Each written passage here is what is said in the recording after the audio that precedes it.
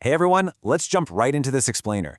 Think of this as a visual companion to a phenomenal, deeply analytical essay from the Thoughtless Delineation Substack. We're looking at the systemic truths hiding inside the award-winning film Lion. Now, we're going to look way past the sweeping cinematic score and that warm golden lighting. Instead, we're diving into a clear-eyed structural critique of this incredibly famous story. We aren't just summarizing a movie today. Actually, it's more like we're decoding a diagnostic report on the adoption industry itself. We're exploring that massive gap between what the public consumes as feel-good entertainment and what adoptees actually experience as a lived reality. Because here's the thing, there are literally two completely different films hiding inside Lion. While mainstream audiences were weeping over this beautiful cinematic reunion, adult adoptees were recognizing a totally different unfilmed reality playing out right beneath the surface. You've got the film art culture absolutely demands to see, right? An uplifting, feel-good testament to human resilience and the triumph of technology. But then there's the shadow film. This second film is an unflinching, completely unintentional portrayal of what happens when a well-resourced adoptive environment collides with the deeply unintegrated neurobiology of early childhood rupture. It's really a story about the complex, totally invisible internal architecture a child has to build just to survive being transplanted across the globe. To really unpack this structural critique, we're going to strictly map things out using 5 specific sections from the source essay. The dual film paradox, 2 survival strategies, the burden of gratitude, the somatic archive, and finally, the unresolved horizon. Let's start right off with section 1, the dual film paradox. Okay, so there is a really stark contrast here between the Hollywood myth of the blank slate and actual neurobiological reality. The mainstream commercial read relies super heavily on this concept called environmental determinism. It's basically the widespread assumption that a good, loving, middle-class home just magically cancels out whatever happened before the child arrived. It operates on the belief that love is this ultimate solvent that dissolves early developmental trauma. But the diagnostic reality tells us something completely different. The adoptive home, no matter how warm or incredibly well-intentioned it is, simply cannot automatically rewire a nervous system that was fundamentally organized around threat and loss long before it ever crossed the threshold into that new life. So that begs the question, what does a 5-year-old's nervous system actually do with that kind of systemic rupture? We have to seriously ask ourselves how the human body processes profound displacement when the surrounding culture flatly refuses to look past the savior narrative. The film's mainstream reception just kind of stops. It stops at wonder, at love, at the miracle of the happy ending. It literally never pushes toward this specific structural question.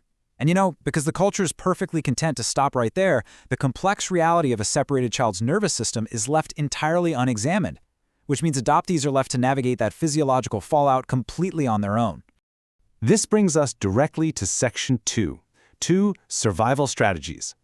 This is where we look at the brothers Saru and Mantosh. The film attempts to frame these two as just having 2 different temperaments. One is compliant and successful, the other is rebellious and broken. But the much more honest, trauma-literate read, it's that we're looking at the exact same systemic fracture, merely expressed through 2 very different capacities to disappear. Mantosh arrived carrying complex developmental trauma, and because he lacked the psychological scaffolding to effectively hide his distress, it just spilled over. It came out viscerally, through his skin, his fists, his self-harm, and this profound social alienation. His collapse wasn't some tragic character flaw. It was the completely logical outcome of a system asking a child to metabolize monumental trauma without the proper tools. He just couldn't perform the healing that the environment demanded. Saru's path, on the flip side, is a textbook example of adaptive dissociation. This is this heavy, entirely invisible labor performed just to protect his new caregivers from his internal fragmentation. In the film, you see Saru is quick with English, quick to adapt to school, quick to look exactly like the adoption worked. But guys, this isn't organic wholeness. It is a meticulously constructed performance designed, whether he realizes it or not, to secure his position and his safety within the new family system. His trauma is successfully sequestered beneath decades of performative normalcy.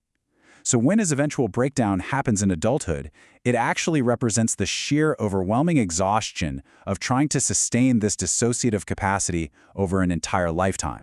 Let's move right along to section 3, the burden of gratitude. So there's this quietly damaging scene where an adult Saru apologizes to his adoptive mother Sue, consumed by guilt that he wasn't the blank slate she might have hoped for.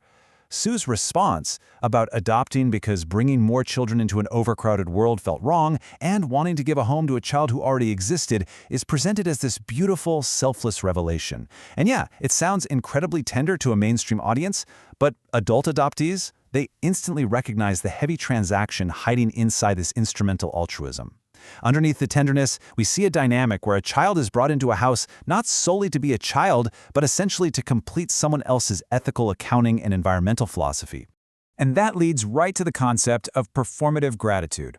A child's belonging suddenly feels conditional on their ability to perform this gratitude, validating the adoptive parent's saviorist gamble. I mean, neither Saru nor Mantosh signed up to be a moral proof of concept for Western philanthropy, right? Yet Saru's lifelong performance of the successful, well-adjusted son becomes this unspoken labor of proving his adoptive mother's arithmetic was correct. This is exactly what honest adoption language aims to dismantle. This cultural framing of an adopted child as a gift or a blessing in a way that forces them to silently carry the crushing emotional cost of a massive displacement, acting as though they literally just won the lottery. Okay, let's dive into Section 4, the somatic archive. This completely reframes the famous jalebi scene. This isn't some technological triumph or a clever detective clue being uncovered. No, it is a somatic ambush. When an adult Saru goes completely still over a plate of Indian sweets at a party, we aren't watching a movie mystery being solved. We're watching the physical perception of fried batter and sugar syrup absolutely shatter his carefully maintained, constructed adult identity.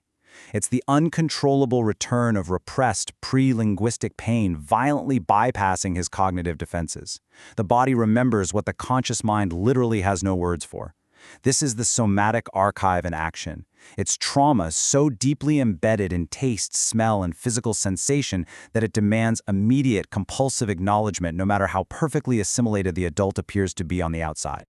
Finally, we reach Section 5, the unresolved horizon. Lion ends with this sweeping, highly emotional walk into the village, a tearful hug, and the tidy, satisfying revelation of a mispronounced name. But by rolling the credits at the exact moment of reunion, the film actually commits a massive liable omission. It completely evacuates the lifelong, unglamorous labor that immediately follows. The movie treats the act of geographical discovery as if it's the exact same thing as psychosocial integration. But reunion is never a tidy finish line. It's the inception of entirely new griefs and frictions. It's an agonizing ambivalence that conventional Hollywood narratives flat out refuse to film, mostly because it just doesn't fit into a clean, cathartic closing scene. And this brings us to the dual belonging paradox. This is the permanent duality adoptees face, an existential fracture that absolutely cannot be solved by simply finding a spot on a map. At the end of this journey, you've got a grown man who thinks, dreams, and feels in English, trying to build a relationship with a biological mother who speaks a language he no longer even holds in his mind.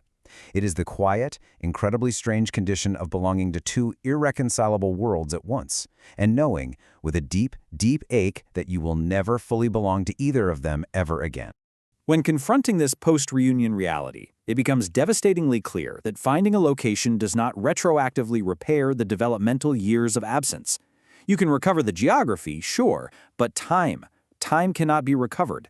A satellite image cannot hand back the decades spent growing into someone your biological mother never got to watch, shape, or know. That linguistic chasm, the dual belonging paradox, the irreversibility of lost time, that fractured timeline cannot be seamlessly restitched with a single embrace. And honestly, the entertainment industry simply has zero imagination or appetite for this enduring complex reality. Like the essay quote says, the industry loves an origin story, but has far less appetite for what comes after. The celebrity adoption industry uses these dramatic origin stories as amazing public relations, while entirely ignoring the adult adoptees fighting on the ground for their most basic civil rights. Hollywood operates as this high-profile adopting class with enormous cultural leverage, but historically, they spend that access on making the front end of adoption move faster, framing the acquisition of a child as an unambiguous humanitarian good. They absolutely do not spend that leverage on the back end, where adult adoptees are left fighting state by state just for access to their own original birth certificates or medical histories. The industry essentially takes the part of the story that flatters its own self-image and conveniently leaves behind the part that would require doing the actual systemic work. To truly grasp the absolute depth of this systemic critique, I highly encourage you to read the full, rigorous essay Beyond the Jalebi, over on the Thoughtless Delineation Substack. What Lion hands us, without even necessarily meaning to, is a working diagnostic of an entire industry. It proves that while love may be necessary, it is entirely insufficient. It shows us that gratitude framing acts as this massive cultural grief suppressor, and that trauma-literate support for displaced children is a fundamental non-negotiable requirement. So I leave you with this final thought. If love is necessary but not sufficient, how do we abandon the feel-good performance of the savior narrative and actually commit to restructuring our systems? How do we provide the complex, lifelong trauma-literate support adoptees actually deserve? Because the way forward isn't found in a plate of jalebi, or a satellite map, or a tearful cinematic hug. It's found in what a person is forced to build on purpose, day after day, with eyes wide open to what actually happened to them. Thank you so much for joining me for this explainer, and I really hope this deeper look challenges how you view these cultural narratives going forward.